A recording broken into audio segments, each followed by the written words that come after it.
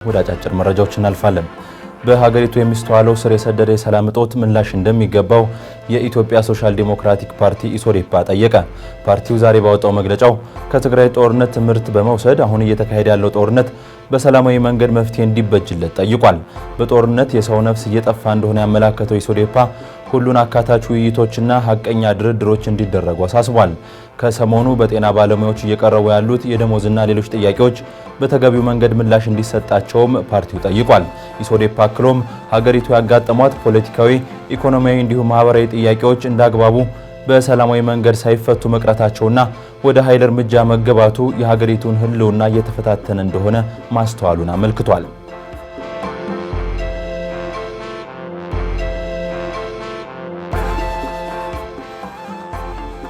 በሁሉም ክልሎች የምርጥ ዘር ስርጭት ሙሉ በሙሉ በዲጂታል መንገድ ሊከናወን መሆኑ ተነገረ። የግብርና ሚኒስቴር በአሁኑ ወቅት ዲጂታል ስርዓት በመዘርጋት በተወሰኑ አካባቢዎች ላይ ስርጭቱን እያከናወነ ሲሆን ከሐምሌ 1 ቀን 2017 ዓ.ም ጀምሮ በሁሉም ክልሎች ተግባራዊ ይሆናል ተብሏል። የግብርና ሚኒስትር ዴኤታ ዶክተር ሶፊያ ካሳ መንግስት በምርጥ ዘር አቅርቦት ላይ የሚነሳውን ችግር ልክ እንደ ማዳበሪያ ሁሉ በዘላቂነት ለመፍታት እየሰራ ነው ብለዋል። ዶክተር ሶፊያ ከግብርናው ከሚፈለገው እድገት አንጻር የዘር አቅርቦትና አጠቃቀም ገና አላደገም ማለታቸውን የኢትዮጵያ ፕሬስ ድርጅት ዘግቧል። ሚኒስቴሩ በመኖ አምራቾች ላይ የተጣለው ተጨማሪ እሴት ታክስ እንዲነሳ መጠየቁንም መረጃው አመላክቷል።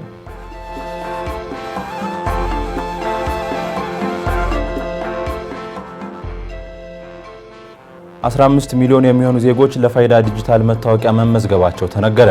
የብሔራዊ መታወቂያ ፕሮግራም ዋና ዳይሬክተር አቶ ዮዳሄ አርያ ስላሴ የፋይዳ ስኬታማ ተገባበር ከቁጥር ባሻገር ለኢትዮጵያ የዲጂታላይዜሽን ጉዞ ወሳኝ የሆነውን የዲጂታል መሰረተ ልማት መገንባት ላይ ያተኮረ መሆኑን ተናግረዋል። የፋይዳ ዲጂታል መታወቂያ ስርዓት ተግባራዊ በሆነባቸው ተቋማት አገልግሎት ለማቅረብ ይወስድ የነበረውን ጊዜ እስከ 60 በመቶ መቀነስ ማስቻሉንም ኃላፊው ተናግረዋል። አቶ ዮዳሄ ይህንን የተናገሩት የአይዲ ፎር አፍሪካ 2025 ዓመታዊ ጉባኤ በአዲስ አበባ እየተካሄደ ባለበት በዛሬው ዕለት ነው። በፋይዳ ዲጂታል መታወቂያ 90 ሚሊዮን ሰዎችን ለመመዝገብ መታቀዱም ተመላክቷል።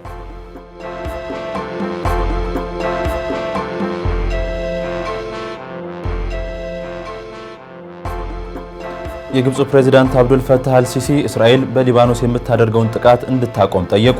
አልሲሲ ይህንን ያሉት አዲሱን የሊባኖስ ፕሬዝዳንት ጆሴፍ ኦውንን በካይሮ ተቀብሎ ባነጋገሩበት ወቅት ነው። እስራኤል ምንም እንኳን በአሜሪካ አማካኝነት ከሂዝቦላህ ጋር የተኩስ አቁም ስምምነት ያደረገች ብትሆንም ተደጋጋሚ ድብደባ እንደምታደርግ ተነግሯል። እስራኤል በሰጠችው ምላሽ በተለይም በደቡባዊ ሊባኖስ የምታደርገው ድብደባ የሂዝቦላህ መሰረተ ልማቶችን ማውደም ላይ ያለመ ነው።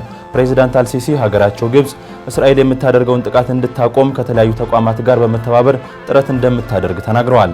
የሊባኖሱ ፕሬዝዳንት ጆሴፍ ኦውን በሀገሪቱ ሂዝቦላህን ጨምሮ ሌሎችም ኃይሎች ጦራቸውን እንዲያወርዱ የሚያደርገውን የተባበሩት መንግስታት መፍትሄ ለመተግበር ቁርጠኛ መሆናቸውን መናገራቸውን የዘገበው አፍሪካ ኒውስ ነው።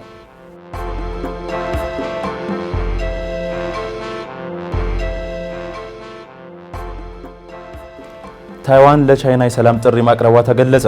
የታይዋን ፕሬዝዳንት ላይ ቺንግ ለቻይና የሰላም ጥሪ ባቀረቡበት ወቅት ጦርነት ለማንም እንደማይበጅ አመላክተዋል። ፕሬዝዳንቱ በቀጠናው ወታደራዊ አቅምን ማጎልበት ተገቢ እንደሆነም አንስተዋል።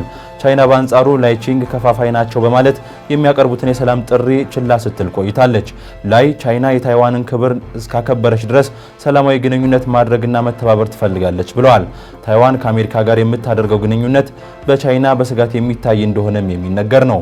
የቻይና መከላከያ ባለፈው ሳምንት ይፋ እንዳደረገው ታይዋን ቀጠናው መቃቃር ውስጥ እንዲገባና እንዳይረጋጋ እያደረገች ነው በማለት መውቀሱን የዘገበው ሮይተርስ ነው።